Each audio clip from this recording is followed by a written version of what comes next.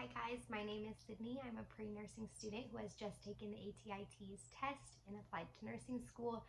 Based on the title of this video, if you're here, I'm guessing that you are preparing to take this test as well. I know when I started prepping, I watched so many of these videos and I found them really helpful, so I just wanted to hop on and make one as well. I do want to start off by saying that I have taken all my prerequisites before taking this test. If you haven't, don't worry, you can still do this. Just give yourself some more time to study. And I also want to really encourage you to dive into your learning style and what helps you the best. You can talk to so many people, you can ask so many questions, and everyone will tell you what they did for them, but if that's not how you succeed and learn well, then it's not going to work for you. So again, I just really encourage you, if the things I'm saying don't sound like things that will work for you, then that's okay. Move on to something else that will be more beneficial for you. So let's get into what I did. I did score in the 98th percentile. I studied for roughly, I started studying about 3 months before my exam, but I was in different classes at this time, so it was a very loose study. It wasn't very rigid. It didn't really get hardcore and strict studying until 1 month before my exam. So I think there is kind of a fine line of having the perfect amount of studying and then kind of burning out. So, you know, really listen to your body and take rest when you need it, and don't let yourself burn out right before, because that is not going to benefit you at all. So let's jump into what I used. I used 2 books.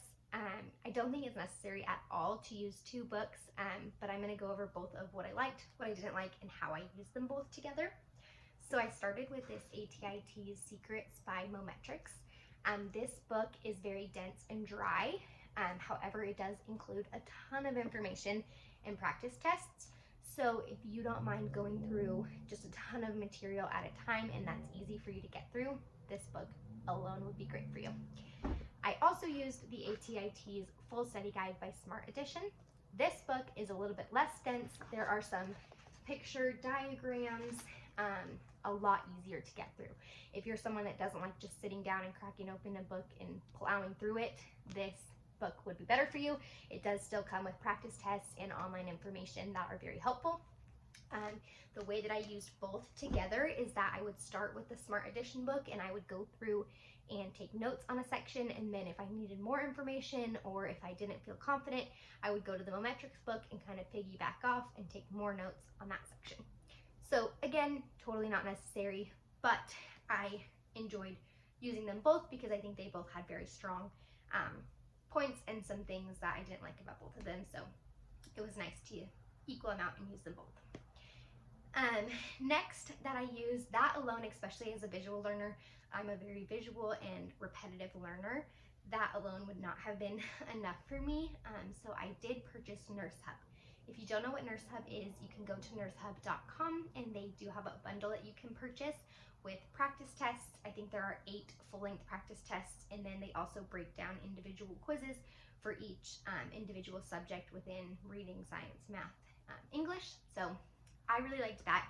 I think I purchased it about a month before my exam, and then I was pretty consistent with it about every day. Some days I would just go on and do individual quizzes, and then about 3 weeks before my exam, I started doing the full-length practice tests.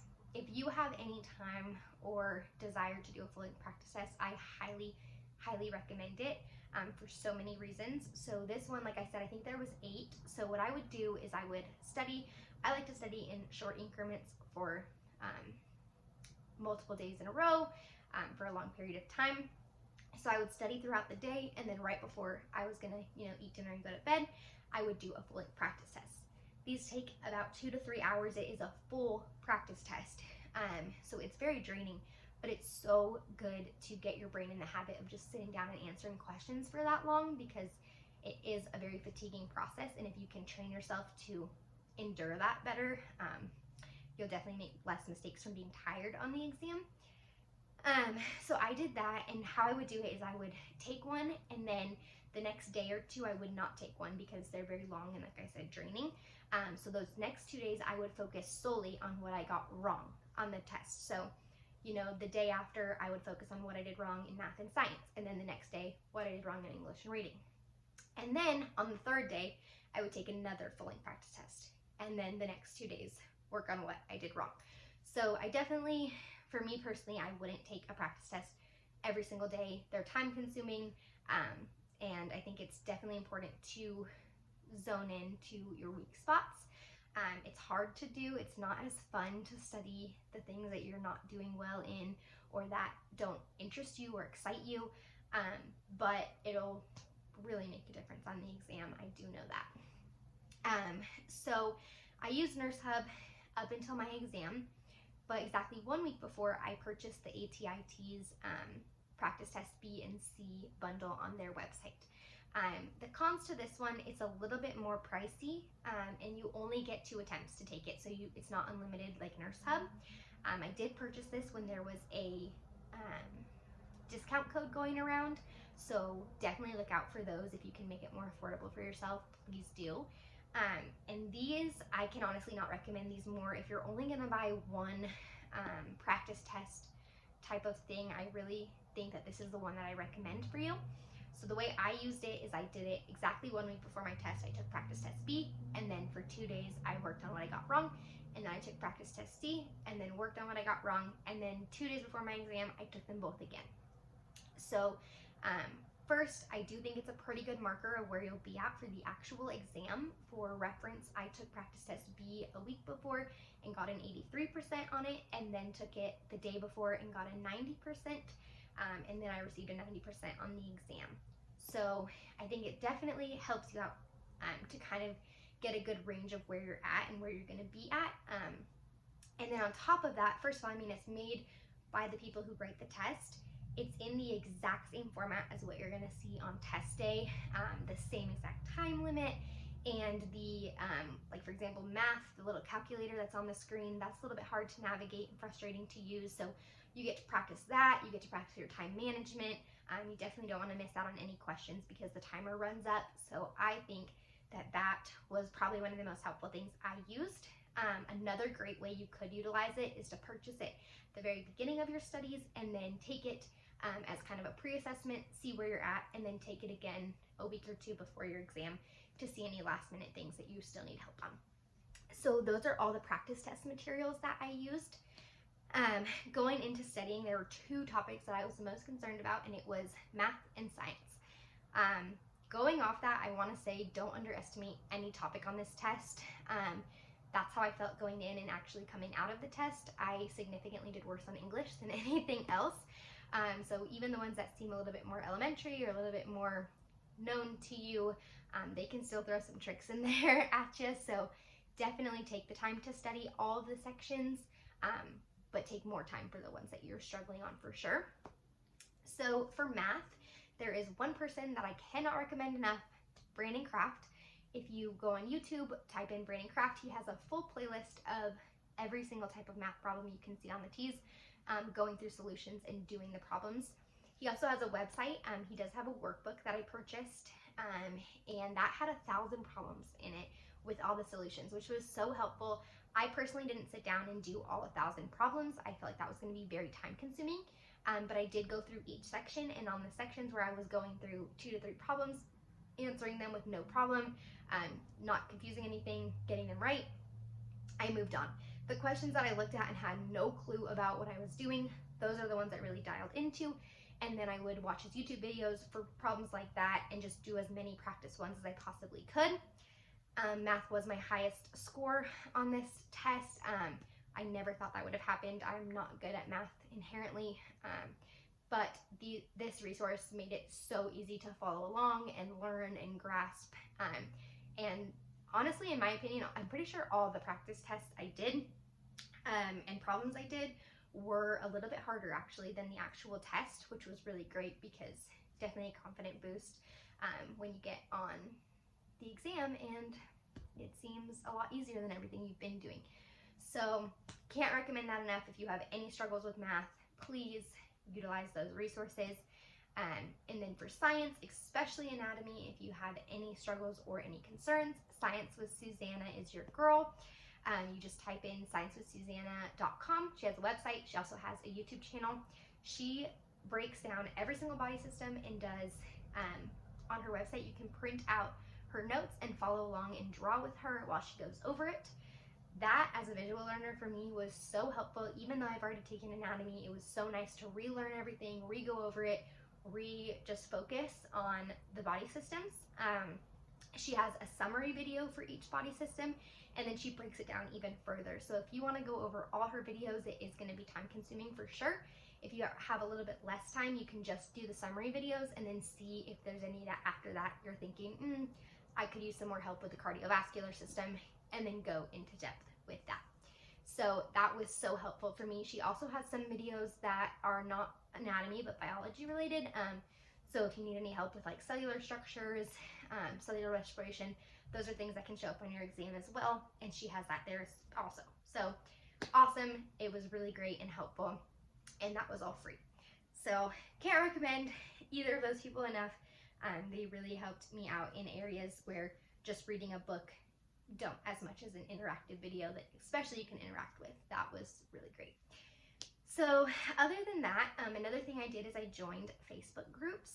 This is something that I had never even thought of, but it actually I think did help me a lot. So if you just go on Facebook and you type in ATI TEAS study group, there's general ones and there's ones for just science, just math, just reading, just English.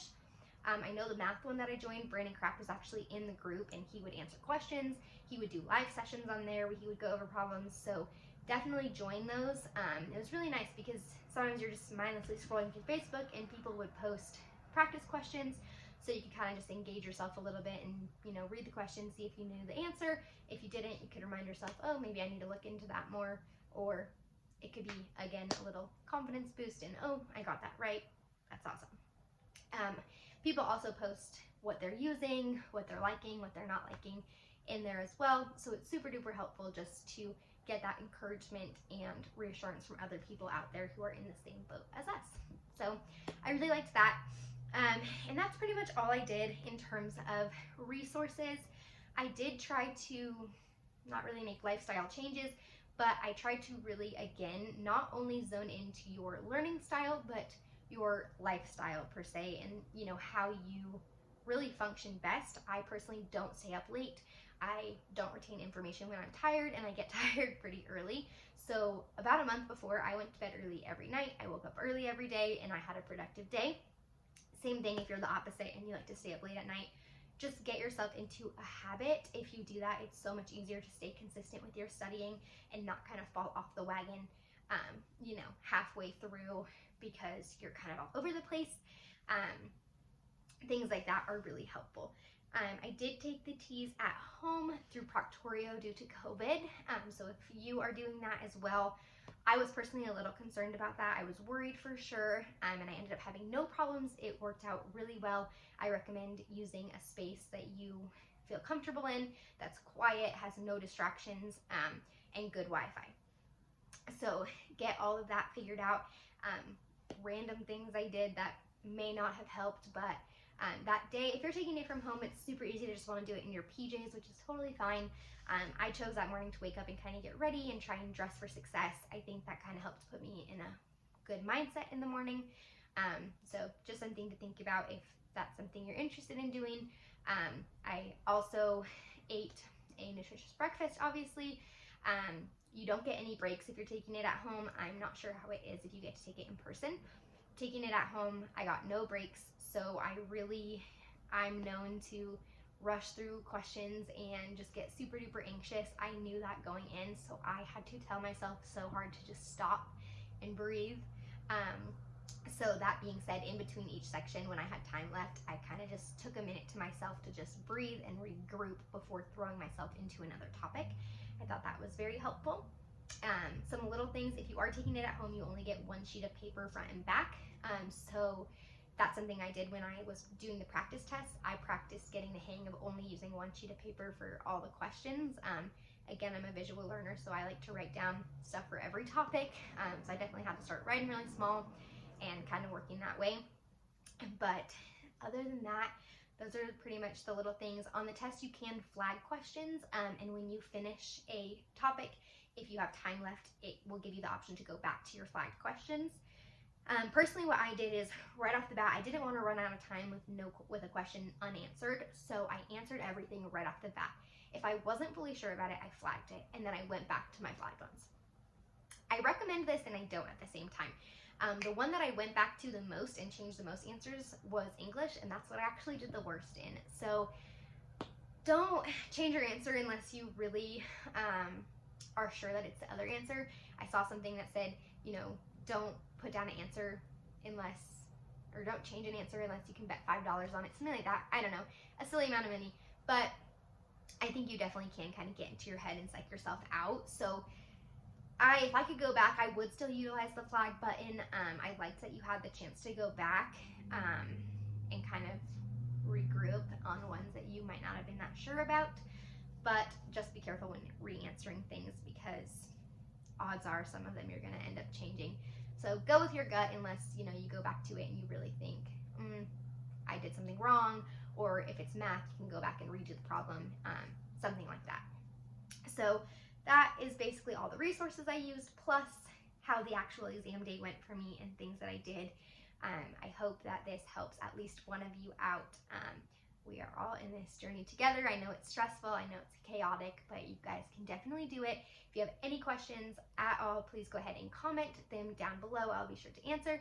And I hope to keep up with this channel. I hope to make more nursing related videos and just keep this going. So go ahead and like and subscribe.